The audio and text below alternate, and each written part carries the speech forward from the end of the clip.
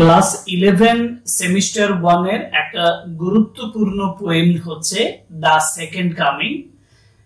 এটা লিখেছেন ডব্লিউ.বি. Yeats, William Butler Yeats, যিনি একজন আইরিশ পোয়েট, মানে আয়ারল্যান্ডের একজন কবি।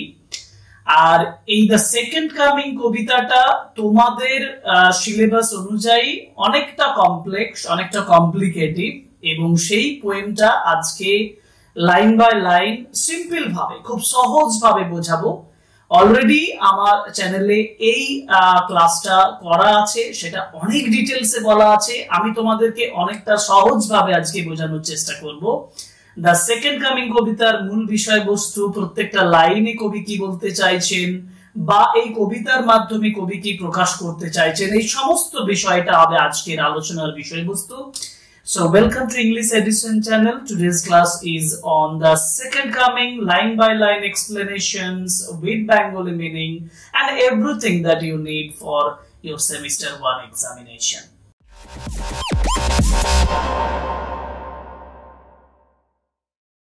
সেকেন্ড কামিং কবিতাটা পড়ার আগে যেটা সম্পর্কে তোমাদের একটা ধারণা থাকা উচিত, সেটা হচ্ছে যে উইলিয়াম বাটলার ইয়েটস, আয়ারল্যান্ড এবং the time of the writing of the poem. আমি প্রথমে বলছি উইলিয়াম বাটলার ইয়েটস।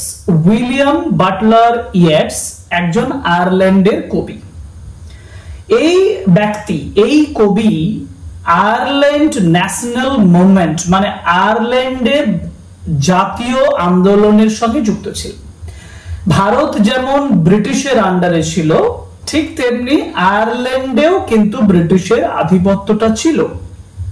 সেই ব্রিটিশের শাসন থেকে মুক্ত করার জন্য আয়ারল্যান্ডেও কিন্তু আইরিশ ন্যাশনাল মুভমেন্ট সেটা চলছিল।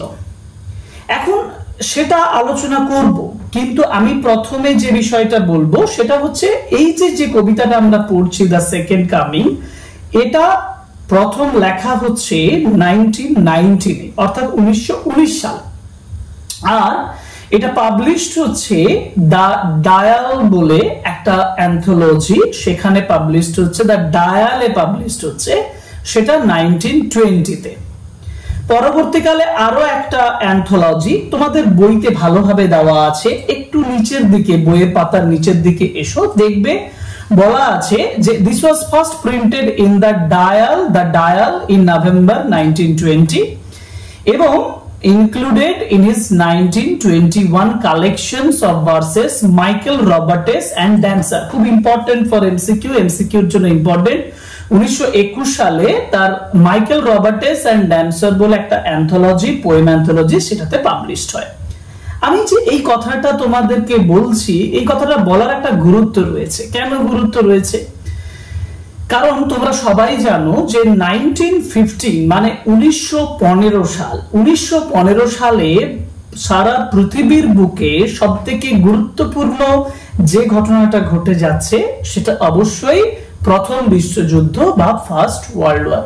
আমরা সবাই জানি যে একটা ওয়ার্ল্ড ওয়ারে, মানে ফার্স্ট ওয়ার্ল্ড ওয়ার এবং সেকেন্ড ওয়ার্ল্ড ওয়ারে সারা বিশ্বটা কি মুখোমুখি হয়েছে। Bloodshed, destructions of lives, জীবনের ধ্বংস, প্রপার্টির ধ্বংস, মানুষের স্বাধীনতার ধ্বংস, এক কথায়, তাই না? মানে সারা পৃথিবীতে একটা ক্যাওস তৈরি হয়েছে, একটা এলোমেলো পরিস্থিতি তৈরি হয়েছে। 1915 সাল।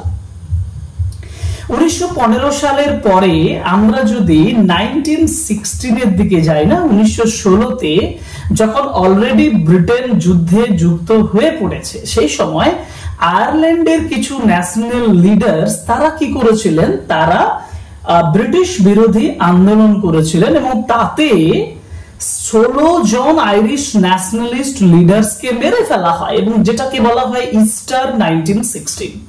এবং এটা ইস্টার মানে রিলিজিয়াস ফেস্টিভ্যাল, খ্রিস্টানদের সেই ইস্টারের সময়কালীন এটা হয়েছিল, যার জন্য এই আপরাইজিংটাকে বলা হয় ইস্টার 1916।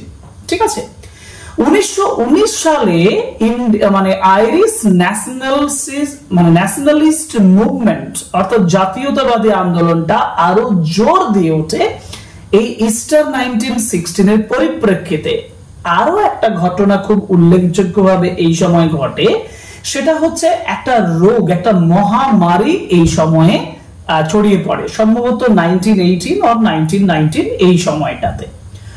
অতএব এই সময়টাতে আমি এইভাবে ডেসক্রিপশন করলাম যে একটা সম্পূর্ণ কি তৈরি হলো, পলিটিক্যাল দিক থেকে, সোশ্যাল দিক থেকে একটা chaotic সিচুয়েশনস, একটা এলোমেলো পরিস্থিতি, একটা ডিসঅর্ডার, মানে যেখানে কন্ট্রোল অফ নাথিং, কোনো কিছুর উপরে কন্ট্রোল নেই, পলিটিক্যাল কন্ট্রোল নেই, গভর্নমেন্ট কন্ট্রোল নেই, কোনো কিছুই নেই, এরকম একটা পরিস্থিতি তৈরি হয়েছে। এবং সেকেন্ড কামিং কবিতাটা লেখা হচ্ছে ঠিক সেই পরিপ্রেক্ষিতে, কারণ কবি এই কবিতার নামকরণ করেছেন দ্য সেকেন্ড কামিং। এটা টোটালি আয়রনিক্যাল। এবার বলি আয়রনিক্যাল কেন, তাই না? আয়রনি বলতে কি বোঝায়? আয়রনি বলতে difference between what is expected and what actually occurs. তোমার এক্সপেকটেশনস এবং যেটা ঘটে থাকে, যেটা আশা করা যায় আর যেটা ঘটে থাকে, এই দুটোর মধ্যে একটা বিস্তর গ্যাপ থাকে। সেকেন্ড কামিং দিয়ে তুমি কি আশা করে থাকো? সেকেন্ড কামিং দিয়ে তুমি আশা করে থাকো যে সেকেন্ড কামিং বলতে দ্য কামিং অফ জিসাস খ্রিস্ট।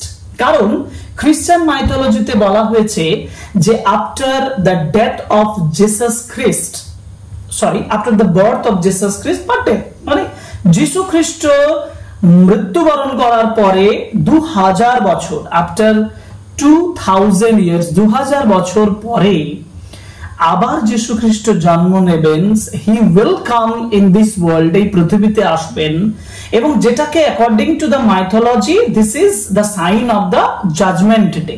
এটা জাজমেন্টের সাইন হিসাবে, যখন সারা পৃথিবীতে chaos, disorder ইত্যাদিতে পরিপূর্ণ হয়ে যাবে, Jesus Christ will come again as a prophet.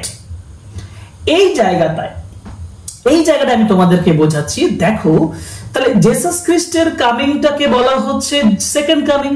তাহলে সেকেন্ড কামিং কিসের জন্য হবে? হবে একটা পিসফুল অ্যাটমসফিয়ারের জন্য, একটা শান্তিপূর্ণ অবস্থানের জন্য, একটা ভালো কিছুর জন্য, একটা এমন কিছু হবে যেখানে মানুষের উন্নতি হবে, যেখানে পৃথিবীটার উন্নতি হবে, পৃথিবী বেঁচে যাবে, পাপ থেকে বেঁচে যাবে, সমস্ত কিছু থেকে, ডিসঅর্ডার থেকে, সিন থেকে, এসআইএন সিন মানে পাপ থেকে মুক্তি ঘটবে, পিস তৈরি হবে, শান্তি তৈরি হবে, হ্যাপিনেস সৃষ্টি হবে, তাই না? এই সমস্ত কিছু এক্সপেক্ট করা যায় সেকেন্ড কামিং এর মাধ্যমে।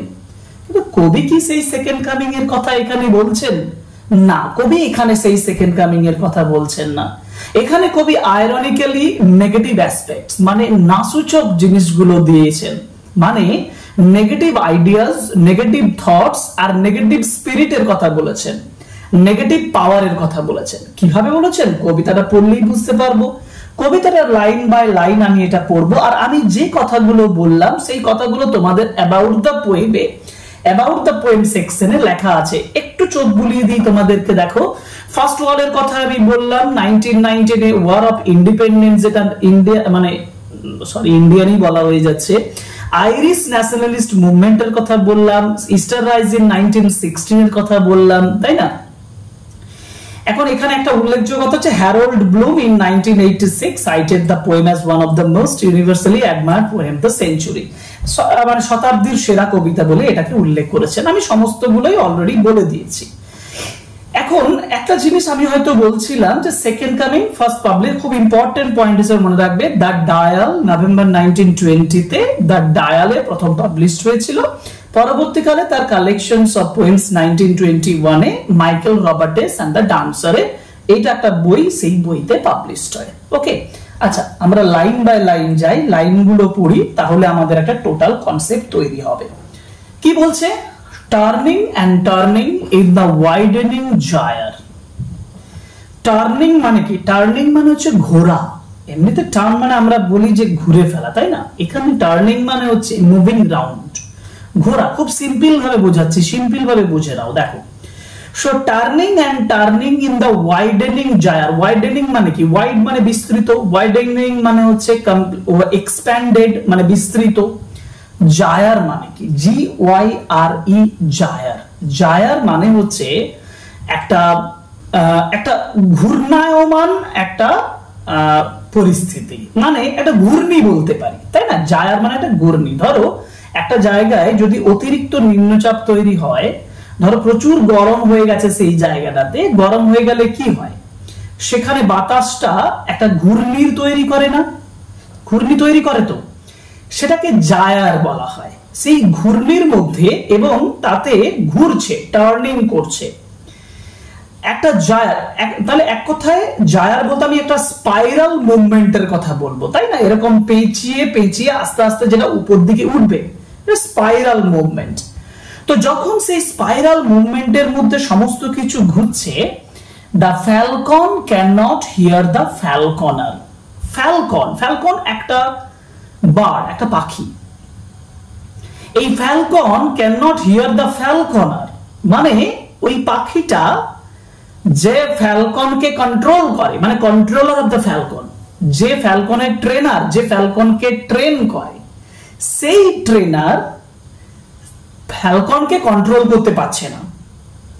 তাহলে কবি এখানে যে জায়ারের মাধ্যমে, ওয়াইডেনিং জায়ারের মাধ্যমে যেটা বোঝাতে চাইছেন সেটা হচ্ছে যে একটা স্পাইরাল কেওস, ঘূর্ণায়মান একটা এলোমেলো পরিস্থিতিটা তৈরি হয়েছে। এবং তৈরি হওয়ার ফলে কি হচ্ছে, যে কেওটিক সিচুয়েশনে একটা ফ্যালকন, একটা বার্ড, যে বার্ডটা কমন পিপল বা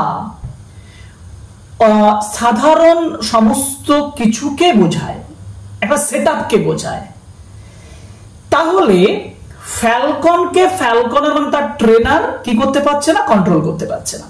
আমি কি বললাম, ফ্যালকন বলতে বোঝায় common people, common situations, everything that is situated, যা কিছু অবস্থিত আছে, এগুলোকে কে কন্ট্রোল করতে পারছে না, ফ্যালকনার মানে কোনো অথরিটি, কর্তৃপক্ষ অথবা কোনো গভর্নমেন্ট।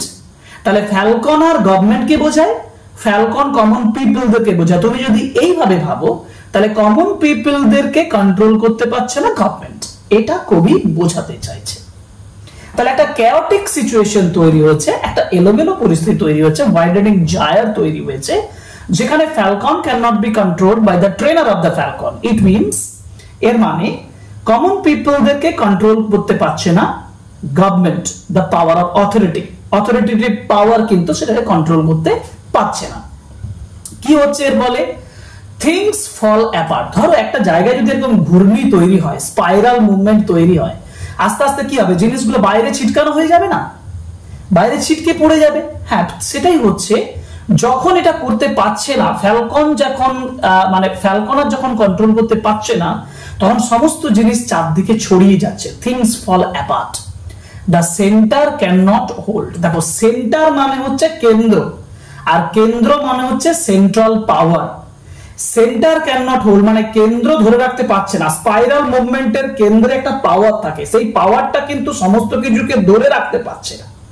এক কথায় সেন্টার বলতে অথরিটিকে বোঝায়, গভর্নমেন্টকে বোঝায়, একটা পাওয়ারকে বোঝায়, যেটা হোল্ড করতে পারছে না, ধরতে পারছে না। কি ধরতে পারছে না? কোনো কিছুকে ধরতে পারছে না, সাধারণ মানুষকে, সাধারণ পরিস্থিতিটাকে ধরে রাখতে পারছে না।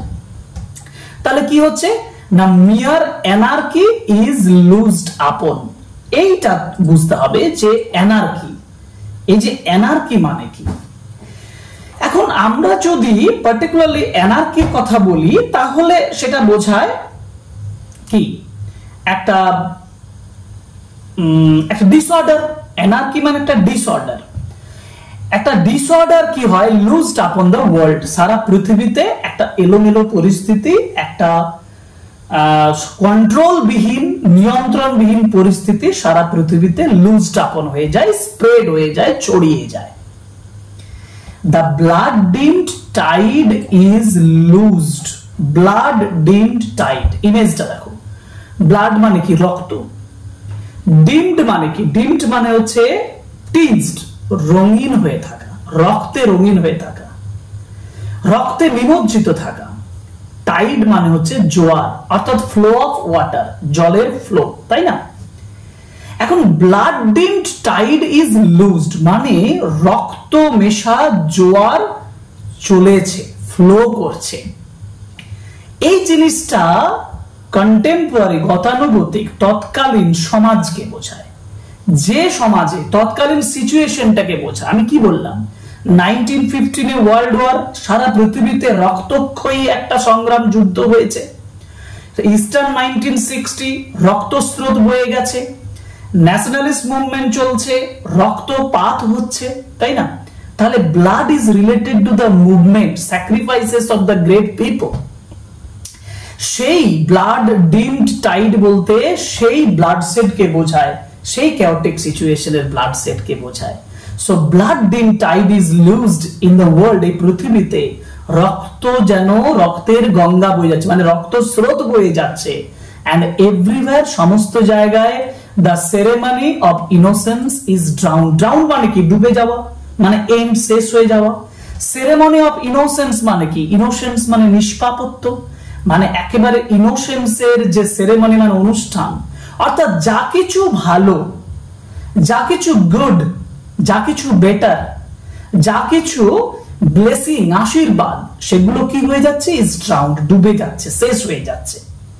The best lack all conviction. এই কনভিকশন ওয়ার্ডটার মানে হচ্ছে কনফিডেন্স। কনভিকশন বলতে বোঝায় কনফিডেন্স, তাদের কনফিডেন্সটা হারিয়ে ফেলছে। ল্যাক মানে কি? ল্যাক মানে অভাব, আর বেস্ট মানে হচ্ছে ভালো যারা, অর্থাৎ the people who work for goodness of the world, but the people who are good people and work good, যে মানুষগুলো ভালো কাজ করে তারা, তাদের কনফিডেন্স, তাদের কনভিকশন, তাদের রিজলিউশন, তাদের যে কনফিডেন্স, তাদের যে দৃঢ় প্রতিজ্ঞা, তাদের করার ইচ্ছা, রিজলিউশনটা, সেটা তাদের অভাব হয়ে যাচ্ছে, মানে তারা আর কাজ করতে পারছে না, কারণ সিচুয়েশন তাদেরকে কাজ করতে দিচ্ছে না। while যখন the worst are full of passionate intensity, passionate intensity মানে হচ্ছে, passionate মানে আবেগপ্রবণ, মানে with great energy, intensity মানে এনার্জি, আর passionate মানে হচ্ছে with passion, খুব আবেগান্বিত হয়ে যাওয়া, মানে গ্রেট এনার্জির সঙ্গে, দারুণ এনার্জির সঙ্গে, দারুণ স্ফূর্ততার সঙ্গে। প্যাশনেট এনার্জি মানে দারুণ স্ফূর্ততা, দারুণ এনার্জির কথা বলা হয়েছে, দারুণ শক্তির সঙ্গে। ওর্স্ট মানে যারা খারাপ, যারা ব্যাড পিপল, ব্যাড পাওয়ার, ওর্স্ট পাওয়ার, তারা কি করছে? তারা যথেষ্ট শক্তিমান হয়ে যাচ্ছে, তারা এনার্জেটিক হয়ে পড়ছে।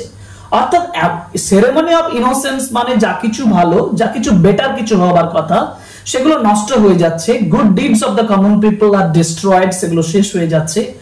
যারা বেস্ট পিপল, যারা ভালো মানুষ, তারা রিজলিউশন পাচ্ছে না, মনে কাজ করার দৃঢ়তা পাচ্ছে না, তারা কনফিডেন্স পাচ্ছে না। আর যারা খারাপ, তারা যথেষ্ট পাওয়ারফুল হয়ে যাচ্ছে, যথেষ্ট এনার্জি পাচ্ছে। The situation is like this. এবং ডব্লিউ.বি. ইয়েটস এই সিচুয়েশনটাকে, এই পরিস্থিতিটাকে কি করছেন? সমালোচনা করছেন, ক্রিটিসাইজ করছেন। সুতরাং সেকেন্ড কামিং এর এটা হচ্ছে ফার্স্ট স্টেঞ্জা। এবার আমরা সেকেন্ড স্টেঞ্জাতে যাব, যেটা একটু লং। দেখে নিন কি বলেছে। Surely some revelations is at hand. Surely মানে নিশ্চিতভাবে, সাম রিভিলেশন মানে হচ্ছে কিছু ডিসক্লোজার, মানে বহিঃপ্রকাশ, expression. Is at hand, at hand মানে অ্যাভেলেবল। এই সময়ে কিছু একটা বহিঃপ্রকাশ করছে, ডিসক্লোজার হচ্ছে। মানে যখন এরকম একটা পরিস্থিতি, একটা chaotic সিচুয়েশন দেখা যাচ্ছে, তখন একটা রিভিলেশন ঘটছে, তখন একটা ডিসক্লোজার ঘটছে। কি ডিসক্লোজার ঘটছে? কি আমাদের মনের মধ্যে এক্সপ্রেশন তৈরি হচ্ছে? Surely the second coming is at hand. At hand মানে অ্যাভেলেবল। সেকেন্ড কামিং, আমি শুরুতেই বলেছিলাম, সেকেন্ড কামিং মানে হচ্ছে কামিং অফ জিসাস খ্রিস্ট, যিশু খ্রিস্টের আসাটা। এবং সেকেন্ড কামিং যেন অ্যাভেলেবল বলে মনে হচ্ছে। অর্থাৎ এই পরিস্থিতিটা, the situation is like this when, যখন the second coming is mandatory, বাধ্যতামূলক হয়ে দাঁড়িয়েছে। মানে we expect the second coming of Jesus Christ. আমরা আশা করতে পারি যে জিসাস খ্রিস্ট এই সময় আসবেন, কারণ the situations has become chaotic according to the poet কবির মতে। তারপরে বলেছে the second coming, দিয়ে দেখো একটা এক্সক্লেমেটরি মার্ক আছে, মানে কবি মানতে চাইছেন না। কেন মানতে চাইছে? মানে সেকেন্ড কামিং এর দুবার রিপিট করা হয়েছে, কারণ ওই আইরনিক্যাল টুইস্টের জন্য। কারণ সেকেন্ড কামিং কে তিনি অরিজিনালি পজিটিভ সেন্সে সেকেন্ড কামিং কে তিনি ব্যবহার করছেন না। তিনি বলছেন সেকেন্ড কামিং, কিভাবে সেকেন্ড কামিং বা কার সেকেন্ড কামিং বা কোন সেকেন্ড কামিং ঘটছে, সেটাই তিনি এবার ডেসক্রিপশন করছেন। কি বলছেন? Hardly are those words out, কথাগুলো, হার্ডলি মানে স্কার্সলি, এই কথাগুলো, এই শব্দগুলো বেরোতেই বেরোয় না, মানে বেরোয়নি। when a vast image, মানে এই কথাগুলো বেরোবে কি মনে, এই কথাগুলো বেরোবে কি মনে, তার আগেই একটা vast image of স্পিরিটাস mandi. স্পিরিটাস mandi একটা ফ্রেজ, স্পিরিটাস মান্ডি হচ্ছে ওয়ার্ল্ড স্পিরিট, বিশ্ব মানবাত্মা, যেটাকে আমরা বলি collective spirits of the world. একটা সারা পৃথিবীতে আত্মার মেল বন্ধন যেখানে ঘটে, অর্থাৎ সেই মানবাত্মার মানে স্পিরিটস অফ দ্য হিউম্যানিটি আমরা বলতে পারি, সেই মানবাত্মার বা পার্থিব মানবাত্মার থেকে, সেই কালেকটিভ পাওয়ার থেকে একটা বিশাল একটা ভাস্ট ইমেজ বেরিয়ে আসছে। দেখো, সেকেন্ড কামিং কবির মনে হয়েছে, কিন্তু সেকেন্ড কামিং এর ভাবনা ভাবার আগেই, সেকেন্ড কামিং বলতে যার কামিং এর কথা বলা হয়েছে সেটা একটা ভাস্ট ইমেজ, স্পিরিটাস মান্ডি, একটা মানবাত্মার থেকে যেন নতুন ইমেজ, বিস্তৃত একটা ইমেজ বেরিয়ে আসছে। এই ইমেজটা কি, কোন ইমেজ, কোন ছবির কথা বলেছেন? অর্থাৎ তিনি সেকেন্ড কামিং এর কথাটা বলতেই পাচ্ছেন না, মুখে বলতেই পাচ্ছেন না, তার আগেই একটা স্পিরিটাস মান্ডি থেকে, ওয়ার্ল্ড স্পিরিট থেকে, মানবাত্মার থেকে একটা ভাস্ট ইমেজ বেরিয়ে আসছে, একটা বিস্তৃত ছবি বেরিয়ে আসছে। কি সেই ছবি? দেখো, আমরা দেখে নিই, পরের পেজে যাই। ট্রাবলস মাই সাইট, সেই ছবিটা ট্রাবলস মাই সাইট, ট্রাবলস মানে কষ্ট দেওয়া, মাই সাইট মানে হচ্ছে আমার দৃষ্টি, অর্থাৎ সেই ভাস্ট ইমেজটা, সেই বিস্তৃত ছবিটা আমার চোখকে, আমার এই আইসাইটকে কষ্ট দিয়েছিল। মানে এক কথায় বলতে কবি বলতে চাইছেন যে যে একটা ভিশন তিনি পাচ্ছেন, একটা দৃষ্টি পাচ্ছেন, একটা কল্পনা দৃষ্টি পাচ্ছেন, সেই কল্পনার দৃষ্টি দিয়ে তিনি সেকেন্ড কামিং এর কল্পনা কি করবেন, তিনি হঠাৎ করে দেখতে পাচ্ছেন তার কল্পনায় একটা বিশাল ইমেজ, যে ইমেজটা তার দৃষ্টিকে কষ্ট দিচ্ছে। যদি সেকেন্ড কামিং এ জিসাস আসে তাহলে সেটা কষ্ট দেবে না, সেটা চোখে একটা কি হবে, বিউটিফুল হবে, সৌন্দর্য তৈরি হবে, তাই না? কিন্তু এখানে কবির চোখকে কি করছে, কষ্ট দিচ্ছে, কারণ সেই যে ছবিটা, সেই যে ভাস্ট ইমেজটা, সেই ইমেজটা একেবারেই ফ্রেন্ডলি নয়, পিসফুল নয়। কি ইমেজ দেখেনি তিনি বলছেন সামহায়ার, তাহলে তিনি তার দৃষ্টি শক্তিতে, তিনি তার কল্পনার দৃষ্টিতে তিনি দেখছেন somewhere in sands of the desert, desert মানে মরুভূমি, স্যান্ডস মানে বালি, সামহায়ার মানে কোনো একটা জায়গায়, কোনো এক স্থানে বালির মাঝে সমুদ্র, মানে বালির সমুদ্র মানে কোথায়, মরুভূমি, মরুভূমিতে বালির মাঝে এ শেপ উইথ লায়ন বডি, একটা ছবি, একটা শেপ, একটা আকৃতি, যার শরীরটা কিসের, লায়ন বডি মানে সিংহের শরীর, and the head of a man, আর মাথাটা কিসের, মানুষের হেড। শরীরটা লায়নের আর মাথাটা কিসের, এই শরীরটা হচ্ছে লায়নের, মাথাটা মানুষের। এটা সেই ইজিপ্টিয়ান স্টোরি, ইজিপ্টিয়ান মাইথোলজিতে স্ফিংস, তোমরা সবাই ছোটবেলাতে শুনেছো স্ফিংসের গল্প, মনে আছে? স্ফিংস এর স্টোরি, SPHINX, সেই স্ফিংস এর কথা এখানে বলা হয়েছে।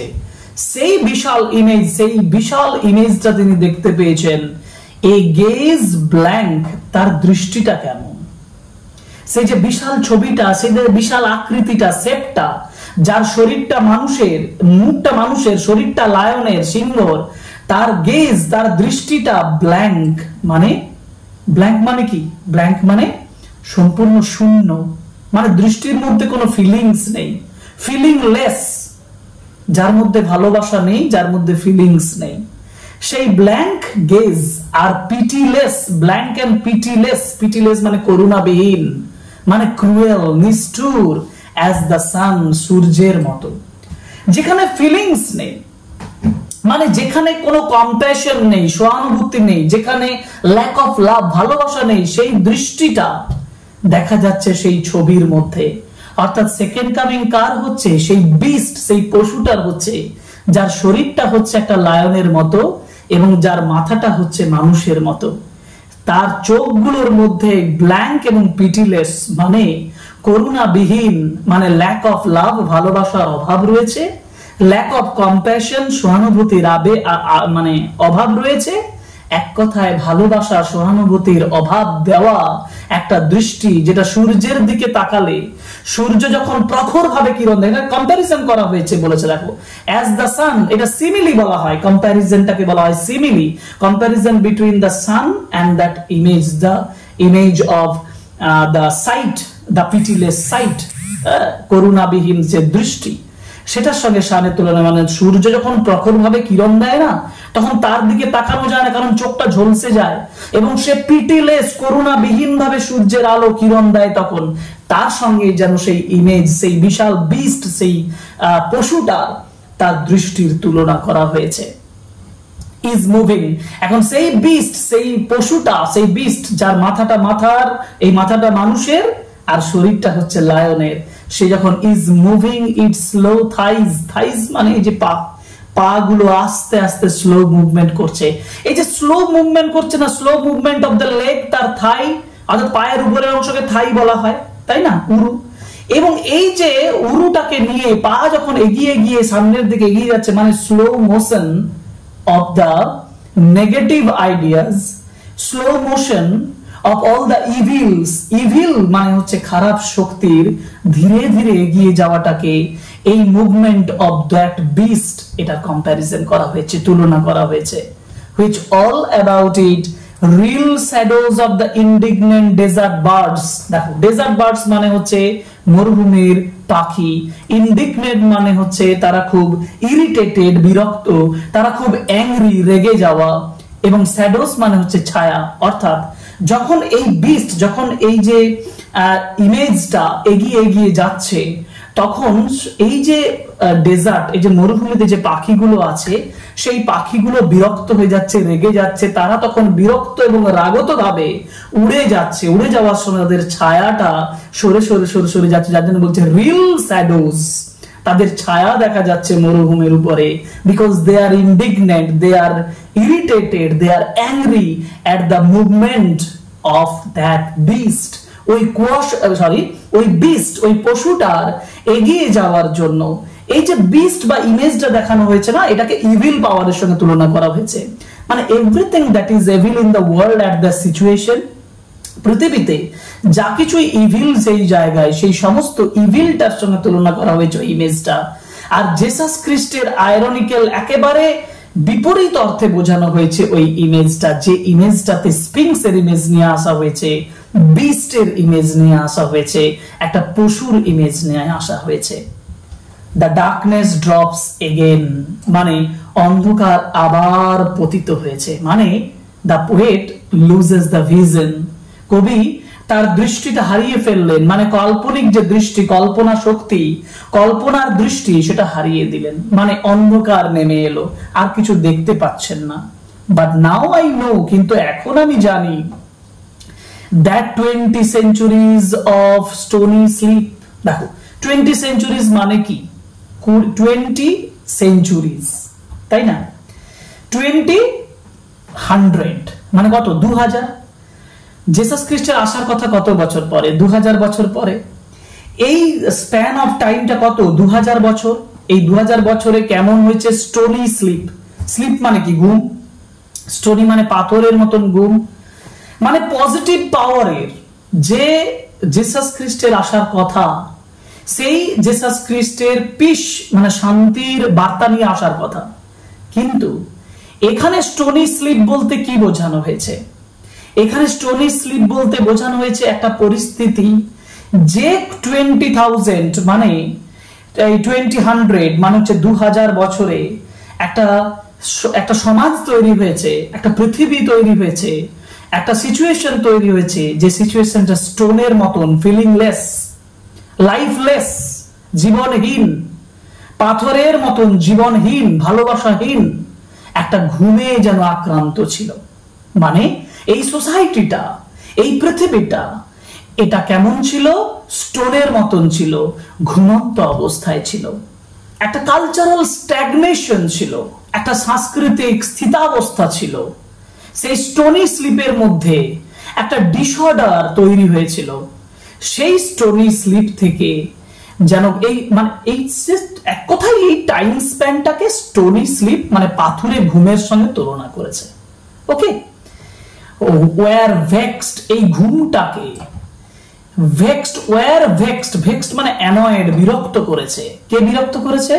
টু নাইটমেয়ার, মানে এই ঘুমটাকে নাইটমেয়ারে পরিণত করেছে। নাইটমেয়ার মানে কি? নাইটমেয়ার মানে হচ্ছে একটা ভয়ঙ্কর স্বপ্ন, একটা ফ্রাইটেনিং ড্রিম, একটা ভয়ঙ্কর স্বপ্নতে পরিণত করেছে বাই এ রকিং ক্র্যাডল। এটাও আয়রনিক্যাল। রকিং ক্র্যাডল কথাটার মাধ্যমে মূলত বোঝানো হয় বার্থ অফ জিসাস খ্রিস্ট, কিন্তু কবি এখানে রকিং ক্র্যাডলের মাধ্যমে বার্থ অফ জিসাস খ্রিস্টকে বোঝাননি, তিনি বার্থ অফ দ্য বিস্টকে বুঝিয়েছেন। তিনি বুঝিয়েছেন রকিং ক্র্যাডলের মাধ্যমে the coming out of the evil power like a beast, একটা পশু, একটা পশুর মতন একটা ইভিল সে বেরিয়ে আসছে, একটা সিচুয়েশন তৈরি হতে যাচ্ছে যেটা ক্যাওটিক, সেই ক্যাওটিক সিচুয়েশনটাকে রকিং ক্র্যাডলের মাধ্যমে বোঝানো হয়েছে। আয়রনিক্যালি কবি এটা ব্যবহার করেছেন, অর্থাৎ সেই রকিং ক্র্যাডল মানে এক কথায় এই দুটো লাইনে যেটা বোঝানো হয়েছে, এই যে 20 সেঞ্চুরিজ, এই যে 2000 বছরের একটা স্থিতাবস্থা, সেই স্থিতাবস্থাটাকে একটা ভয়ঙ্কর স্বপ্নে পরিণত করে দিয়েছে যখন এই রকিং ক্র্যাডল মানে birth of the beast, beast যেন উঠে আসছে এবং বিস্ট যেন তার ঘুম থেকে উঠে আসছে, এক কথায় একটা নেগেটিভ পাওয়ার যেন উঠে আসছে। জেসাস খ্রিস্ট উঠছেন না, একটা নেগেটিভ পাওয়ার উঠছে, সেটাকে আয়রনিক্যালি সেকেন্ড কামিং এর মাধ্যমে বোঝানো হয়েছে। এন্ড হোয়াট রাফ বিস্ট, এই যে বলেছে কর্কশ একটা বিস্ট, সে কি করছে? Its hour come round at last, এর time, the time of the birth of that beast, ওই বিস্টের জন্ম নেওয়ার সময় হয়ে গেছে। স্লাউচেস, স্লাউচেস মানে হচ্ছে মুভস, মানে এগিয়ে যাচ্ছে towards Bethlehem to be born, বেথলেহেমের দিকে। Bethlehem is the place where Jesus Christ was born. Jesus Christ জন্মগ্রহণ করেছিলেন বেথলেহেমে, এবং বেথলেহেমের সঙ্গে তুলনা করেছে মানে birth place of the beast, মানে বেথলেহেমে যীশু খ্রিস্টের জন্ম নেওয়ার কথা, কিন্তু কবি বলছেন যে এই বিস্টটা আস্তে আস্তে মুভস করছে, স্লাউচেস করছে, মুভস টুয়ার্ডস বেথলেহেমের দিকে এগিয়ে যাচ্ছে টু বি বর্ন, জন্ম নেওয়ার জন্য। অর্থাৎ in place of Jesus Christ the beast, the rough beast in evil power, একটা evil power will come out, will take birth, নতুন জন্ম নেবে। এইখানটাই হচ্ছে ironical reference of the second coming. Actually এই পুরো কবিতার মাধ্যমে ডব্লিউ.বি. ইয়েটস বোঝালেন যে সেকেন্ড কামিং আমরা আশা করে থাকি একটা peaceful coming of the Jesus খ্রিস্টের। জেসাস খ্রিস্ট আসবেন, একটা পিসফুল অ্যাটমসফিয়ার তৈরি করবেন, আমাদের পৃথিবীতে একটা পিসফুল অ্যাটমসফিয়ার তৈরি করে ভালোবাসা, শান্তির বার্তা নিয়ে আসবেন। সে জায়গায় যিনি আসবেন, মানে সেই জায়গায় জেসাস খ্রিস্টের জায়গায় কে আসছে? একটা বিস্ট আসছে, একটা ইভিল পাওয়ার আসছে, একটা কেওস আসছে, একটা ডিসঅর্ডার আসছে। All this are described ironically. কবি আইরনিক্যালি এটা বর্ণনা করেছেন। সুতরাং আইরনিক্যালি কবি সেকেন্ড কামিং এর মাধ্যমে জেসাস খ্রিস্টের কথা বললেও তিনি 1915 থেকে 1919 বা 1920 এর মধ্যে যে ক্যাওটিক সিচুয়েশন সারা বিশ্ব ইনক্লুডিং আয়ারল্যান্ড ফেস করেছে, সেই সিচুয়েশনটাকেই তিনি এই ইমেজটার মাধ্যমে সেকেন্ড কামিং কবিতার মাধ্যমে বোঝাতে চেয়েছেন।